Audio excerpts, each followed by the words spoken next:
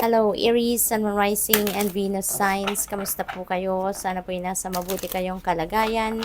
Welcome back po sa Star Tarot. Kung bago kayo rito, welcome din kayo. Thank you sa inyong support.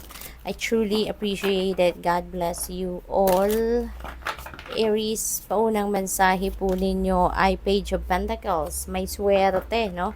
Na paparating sa inyo rito. Merong mga good news coming your way na maghahatid ng balita, no? About dito sa mga opportunities, no? Related sa inyong kaperahang aspeto. Source of income, no, investment, baka merong offer ng bagong trabaho, bagong pagkakakitaan, no. So, maswerte kayo, no, maswerte kayo sa ngayon. Hindi lang isang blessing ang paparating sa inyo rito, no.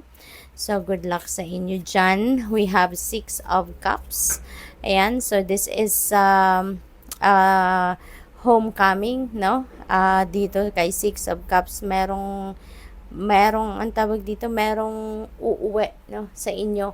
You are going to reunite with your family. You're going to reunite with your loved ones. Maaring galing pa kayong abroad or galing malayong lugar. Dito sa bansa, maaaring ganon, no? And you are going to come home, no? To visit your loved ones. Maaaring kailangan din nila ng suporta ninyo. Kailangan nila yung presensya ninyo. Maybe kailangan din nila ng inyong tulong, no? In any form. Kaya maaaring yun ang dahilan ng inyong pag-uwi. What else? We have 7 of Wands. Ayan. So, there are challenges siguro dito, no, na na-experience ang iba sa inyo, Aries. Maaaring yung mga challenges na to ay gawa ito ng mga tao sa paligid ninyo, no, na meron direct impact sa buhay ninyo. Maaaring meron ditong mga naninira, meron ditong siguro nag-fake news, maaaring meron ditong gustong pababain ka sa kung ano man ang posisyon na kinalalagyan ninyo. Yung mga ganun ba? Kasi out of inggit, no? Out of inggit. Kaya kailangan ninyo dito na maging matatag kayo. Kailangan ninyo na maging matibay ang inyong dibdib, no? Lakasan ninyo ang inyong loob. Kasi wala namang problema or challenges sa buhay na hindi rin naman natin kayang lagpasan, hindi rin natin kayang isolve. Kaya kung ano man itong challenges na to, it will be easy for you to overcome this, no, provided that you are going to face it squarely, no, at maging matatag kayo. Okay? We have Angel of Guidance, Aries, no? So, ginagabayan kayo. Rest assured that you are divinely guided, protected, and guarded. Maging kayo, ang tawag dito, maging malakas ang inyong loob dito kasi ginagabayan kayo ng Divine Universe. You are being protected, you are being guided. Kaya wala kayong dapat na ikatakot, no? So, paniwalaan nyo kung ano yung sa tingin ninyo ang tama, gawin ninyo. Kung ano ang nararapat gawin, no, na alam ninyo makakabuti para sa inyong sitwasyon. Okay? So, tingnan natin kung ano pa ang ganap dito for Aries.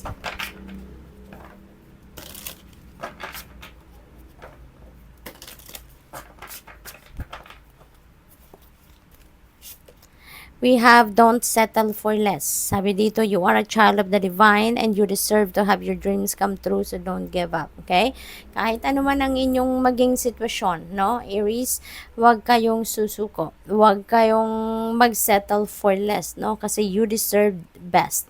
Okay? Lahat tayo, we all deserve the best. Kaya kailangan lang natin na ayusin, no? Ayusin ang pamumuhay natin, ano? Let's use our talents, skills, and gifts, no, sa pag-navigate natin ang ating mga buhay-buhay at lagi tayong makikinig, no, sa divine guidance kasi lagi tayong pinapadalhan ng universe ng gabay, no, para makatulong sa atin kung papaano natin ina-navigate ang ating sitwasyon. Okay? Ang mahalaga, kung merong mga challenges sa buhay, merong mga pagsubok, merong mga obstacles, huwag tayong susuko.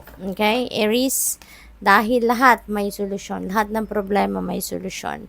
The way forward is open. Yan, sabi rito, you're not trapped. Possibilities and opportunities abound. I will guide you to personal and spiritual freedom. Yan, Aries. So, hindi kayo kumbaga nakakulong sa isang sitwasyon, kumbaga na wala kayong laya, no, na gawin ang gusto ninyong gawin. Kung gusto ninyong mag-move forward, no, malaya kayo, yan ang isipin ninyo, okay? Maraming posibilidad at oportunidad ang kakatok sa buhay ninyo sa ngayon, and tutulungan kayo, no, ng inyong mga angels and the rest of your spirit team, na magawa ninyo, no, yung gusto ninyong gawan, provided that it is for your highest good, okay? We have, you will manifest what you need, Aries. Okay? You will manifest what you need. Kung ano ang kailangan ninyo, yun ay magmamanifest sa buhay ninyo. Yun ay dadalhin sa inyo. Archangel Michael is going to help you, no, na matanggap ninyo kung ano ang nararapat para sa inyo. Kung ano ang inyong kailangan. Sabi dito, express gratitude as if your plans have already come to pass. Trust that your angels are bringing you the assistance that you need. Ayan, so yan ang sinabi ko kanina. So, tignan natin kung ano pa ang mensahe para sa'yo. We have peace. Sabi dito, I am a being of love and I release all negative energy. Napakaganda.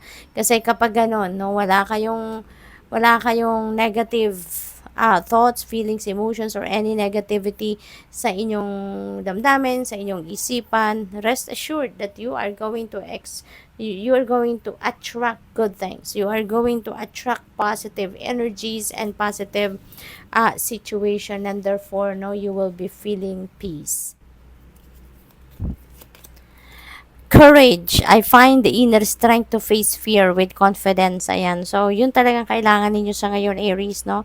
Maging matatag kayo, gisingin ninyo sa puso ninyo yung inyong courage and your inner strength. Kayang-kaya ninyo harapin, ano? Kung ano man ito, mga challenges na yan, kayang-kaya ninyo yan. Walang ibibigay sa atin na challenges, problema, or obstacles na hindi natin kayang labanan, hindi natin kayang solusyonan, hindi natin kayang lagpasan. Kaya activate, no, your courage and inner strength, at kayang-kaya ninyong harapin ano man ang mga difficulties na maaring na-experience ninyo. We have denial. I acknowledge my fear, but I replace it with the insight of awareness. Ayan. So, maybe, ang iba sa inyo dito, Aries, merong nararamdamang in denial kayo, no, sa inyong sitwasyon. Maaaring yan ay dahil hindi ninyo maharap siguro ang isang sitwasyon dito dahil may takot kayo, no? Kaya nga inibitahan kayo dito na tibayan ninyo ang inyong loob, lakasan ninyo ang inyong loob, no? Maging matatag kayo. Kasi lahat, no, malalagpasan ninyo kahit na yung takot ninyo. You'd be able to face your fears, no? And eventually, you will be able to surpass your fears and lahat ng mga challenges ninyo sa buhay. Walang room, no, sa sarili or sa buhay natin yung takot dapat. Kaya it feels like to me na magagawa ninyo yan ng paraan, malalabanan ninyo yung takot, and you will be able to face your challenges in life head on. So good luck. Thank you for watching. Love and light. Namaste.